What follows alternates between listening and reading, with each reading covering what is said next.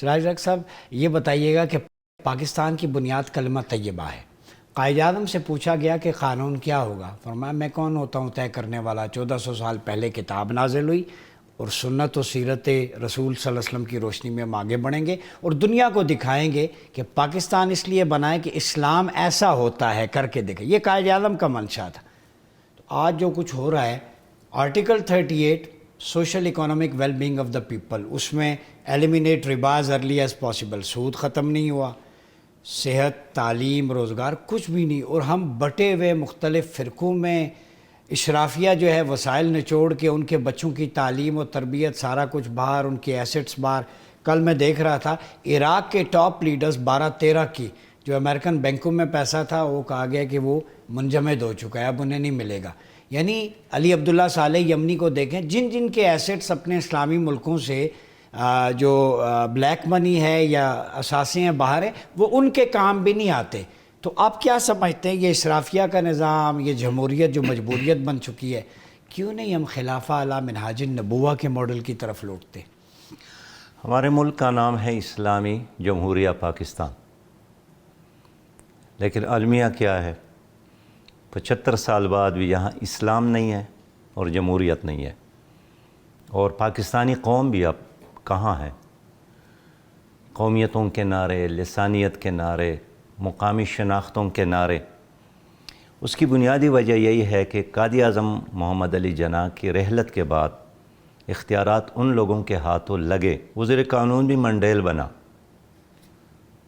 وزیر خارجہ بھی ایک سر ظفر اللہ قادیانی بنا، پہلا وزیر خارجہ قادیانی. پہلے یہ اس ملک کی حالت تھی کہ جن کے شہداء کا خون ابھی خشک بھی نہیں ہوا تھا کہ ان پر ایسے ہی سانپ اور بچھو مسلط ہو گئے.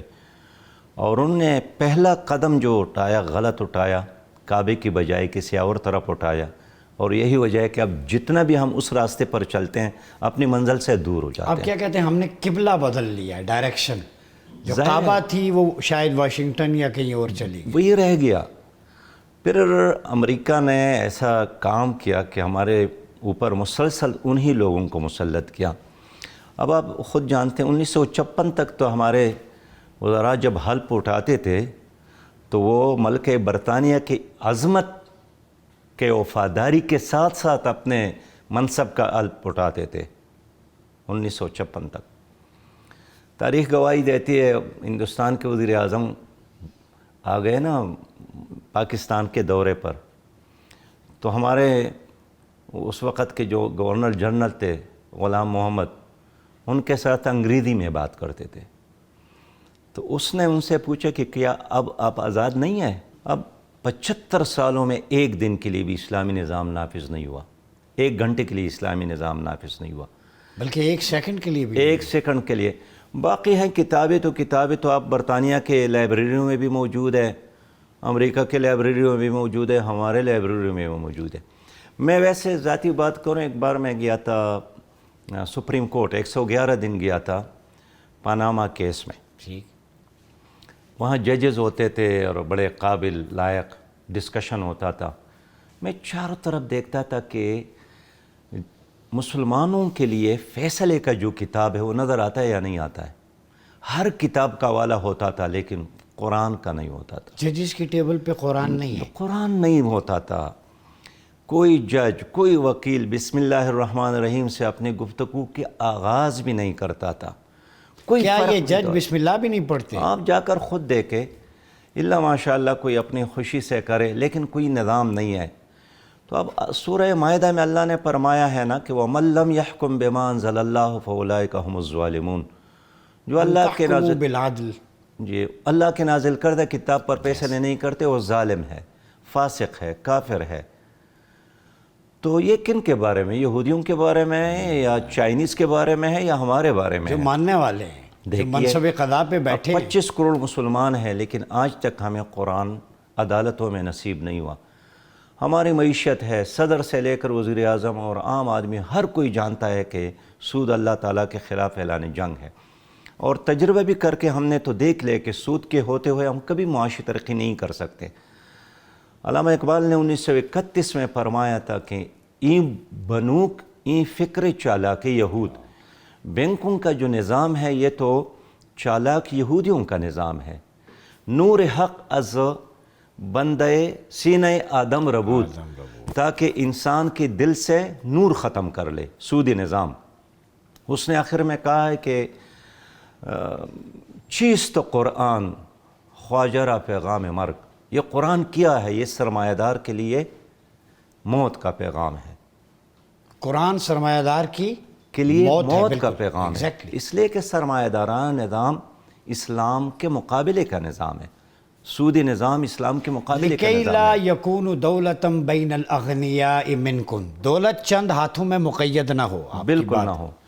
تو اگر آپ کا تعلیم اسلامی نہ بن سکا, آپ کی معیشت اسلامی نہیں بن سکا, آپ کی عدالت اسلامی نہیں, آپ کی سیاست اسلامی نہیں, تو مسلمان تو ماشاءاللہ ہم بھی 25 کروڑ ہے اور ہمارے اتنی تعداد میں انڈیا میں بھی ہے. کیا فرق ہے؟ یہی وجہ ہے کہ انڈین مسلم ہم سے پوچھ رہے نا کہ آپ نے پاکستان بنایا, ہم سے علیحدہ ہو گئے, تو آپ کو کیا ملا؟ کیا اسلام ملا, عدل اور انصاف ملا؟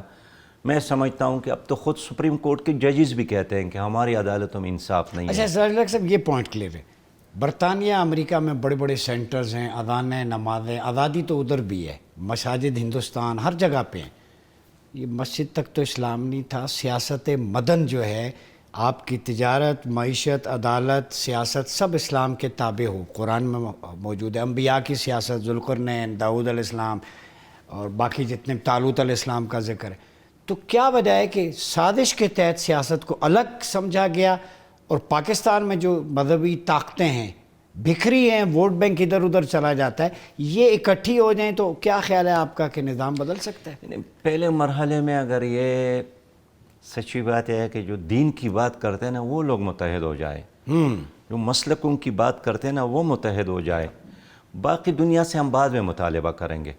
اس وقت تو مسئلہ اور المیہ یہی ہے کہ یہ لوگ خود مطمئن نہیں ہے جن کو اللہ تعالیٰ نے دین کی وجہ سے عزت دی ہے, جو مسجد میں امام ہے, جو مسجد میں خطیب ہے, جن کو لوگ احترام کی نظر سے دیکھتے ہیں.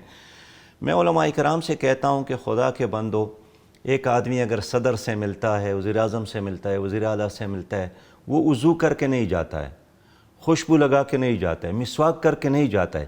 لیکن جب اللہ کے گھر مسجد میں آتا ہے اور آپ کو سننے کے لیے بیٹھتا ہے ادب اور احترام کے ساتھ, وہ باوضو ہو کر, خوشبو لگا کر, صاف کپڑے پہن کر, مسواک کر کے آپ کے پاس آتا ہے, آپ اس کو پھر کیا پیغام دیتے ہیں؟ مسلک کا یا دین کا؟ شخصیت پرستی کا یا خدا پرستی کا؟ تقسیم اور نفرت کا یا محبت کا؟ تو پہلا مرحلہ جو ہے اتحادی امت کا, دینی لوگوں کے درمیان اتحاد ہے. اگر یہ واقعی معنوں میں ہو جائے, مسجد اور محراب ایک ہو جائے, میں سمجھتا ہوں ہماری سوسائٹی ایک ہو سکتی ہے. پہلا رکاوٹ تو یہی ہے. دوسری بات ہے نا حکمران, کہ ان کو کیسا معاشرہ, کیسی سوسائٹی چاہیے, تقسیم در تقسیم, منتشر یا ایک.